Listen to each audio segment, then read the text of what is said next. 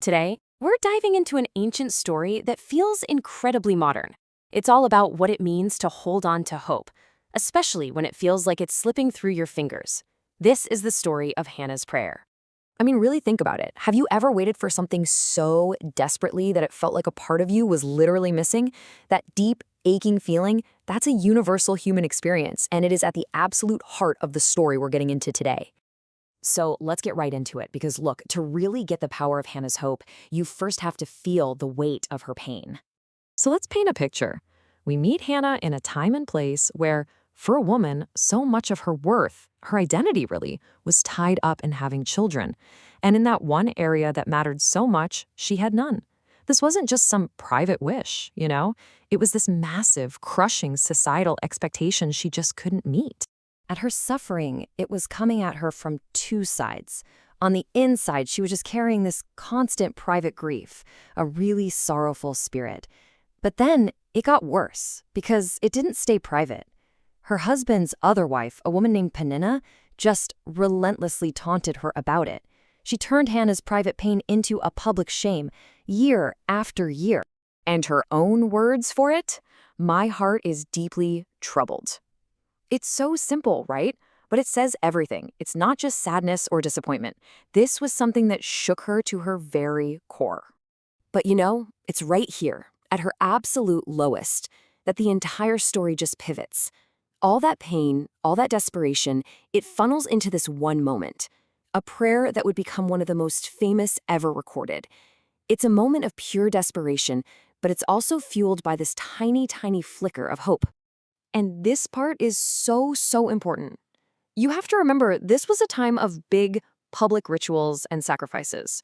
But Hannah's breakthrough? It happens in silence. It's intensely personal. Her lips are moving, but no sound is coming out. She's not putting on a show for anyone.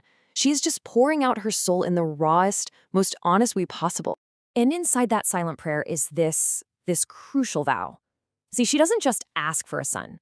She makes a pretty radical promise. She's basically saying, look, if you give me the one thing my heart desires more than anything else, I promise I will give him right back to you.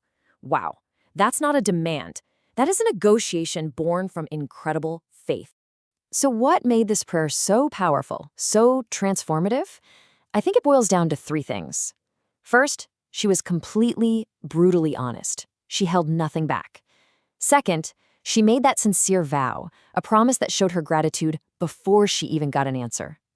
And third, and this might be the most important part, she left in peace.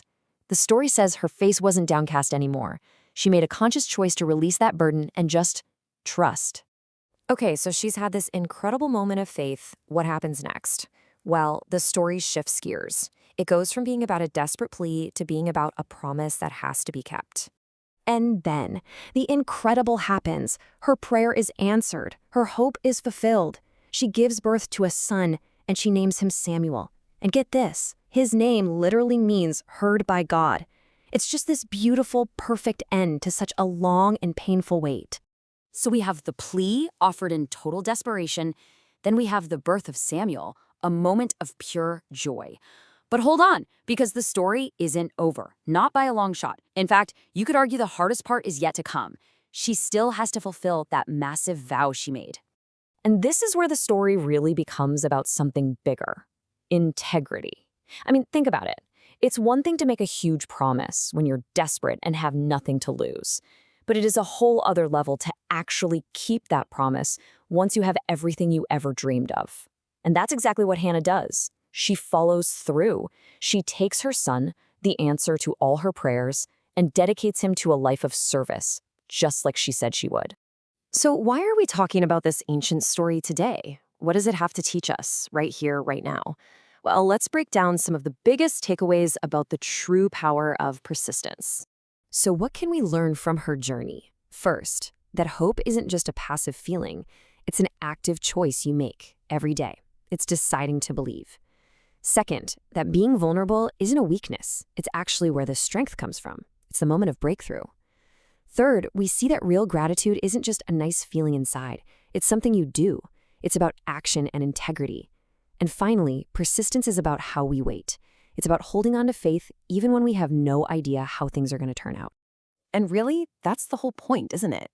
This story isn't just about getting what you want. Think about it. If it ended right after Samuel was born, it'd just be a nice story about an answered prayer. But because she keeps her promise, it becomes this powerful lesson about the kind of character you build while you wait. So I want to leave you with this question. In your own life, with your own struggles, what is that one hope that you refuse to give up on?